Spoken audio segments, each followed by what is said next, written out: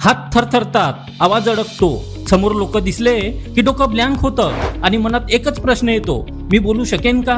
मित्रांनो, स्टेजची भीती ही कमजोरी नाही, तर ती प्रत्येक मोठ्या वक्त्याने जिंकलेली पहिली लढाई आहे. आजच्या या व्हिडिओमध्ये मी तुम्हाला अशा 7 जबरदस्त पद्धती सांगणार आहे, ज्यामुळे तुम्ही स्टेजवर आत्मविश्वासाने बोलायला सुरुवात कराल. नमस्कार मित्रांनो, तुमच्या आवडत्या चॅनलवर तुमचं मनापासून स्वागत. जर तुम्हालाही स्टेजवर बोलताना भीती वाटत असेल तर हा व्हिडिओ शेवटपर्यंत नक्की बघा, कारण आजचा हा व्हिडिओ तुमचा आत्मविश्वास बदलू शकतो. 1. भीती का वाटते हे समजून घ्या. स्टेजची भीती फक्त तुम्हालाच वाटते असं नाही. मित्रांनो, आज आत्मविश्वासाने हजारो लोकांसमोर बोलणाऱ्या अनेक व्यक्तींनाही सुरुवातीला स्टेजची भीती वाटायची, पण त्यांनी भीतीपुढे हार मानली नाही, म्हणूनच ते यशस्वी झाले. भीती का वाटते? कारण आपल्याला वाटतं, लोक काय म्हणतील, मी चुकलो तर, लोक हसले तर. पण खरं सांगू, समोर बसलेले लोक तुमच्या चुका शोधायला नाही तर तुम्हाला ऐकायला आलेले असतात. यानंतर दुसरं, पाठांतर नाही, समजून बोला.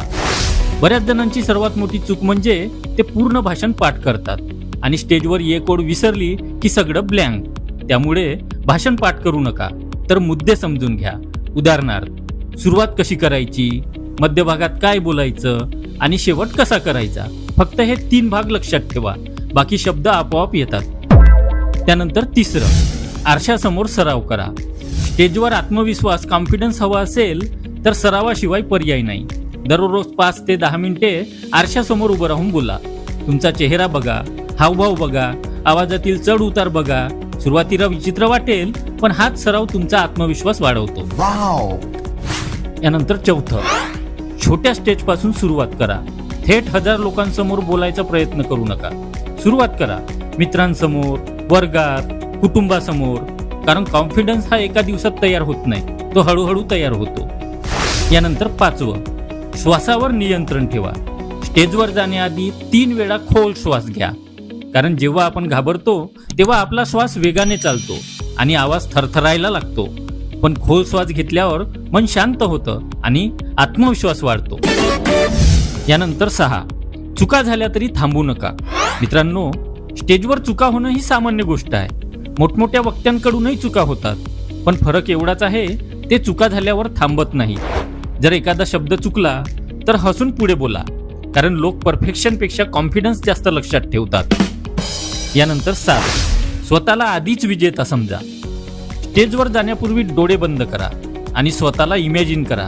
तुम्ही जबरदस्त बोलत आहात, लोक टाळ्या वाजवत आहेत आणि तुम्ही आत्मविश्वासाने हसत आहात. मित्रांनो, मन जसं विचार करतो ना, तसंच शरीर वागायला सुरुवात करतो.